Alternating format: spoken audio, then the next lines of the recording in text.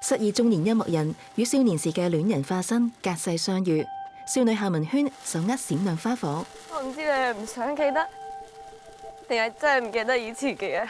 花火燒盡，蘇星華陪少女踏上遺願之旅。媽咪想你陪我去日本撒咗佢嘅骨灰。中年夏文軒靈堂，夏文軒，頃刻回眸，重疊隔世情景。有冇人話過你似你媽咪啊？咁你記得佢啲咩啊？食布甸，踩單車。其實佢先係我監製。我以前寫好多 melody 咧，我係俾佢聽先嘅。兩小無猜時初展才華，好好聽。眼神抑鬱嘅蘇星華沉思，當年向小情人講志願，我第時想做個音樂人。現時創作生涯感到無力。喂，嗰首歌點啊？面對經理人，你想點啊？即係話你蘇星華個名咧，寫唔到幾多年㗎咋？沮喪拍台，我想唔玩。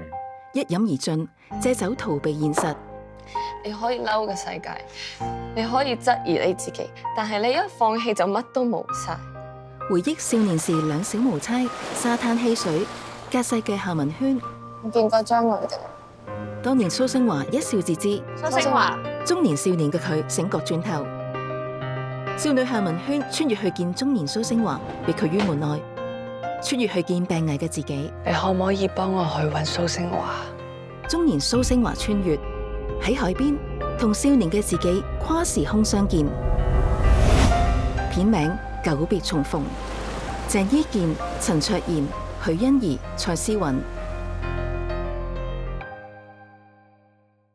隨時隨地口述影像，香港盲人輔導會全力推動口述影像版本，由香港電影發展基金資助，文創產業發展處及香港特別行政區政府文化體育及旅遊局全力支持。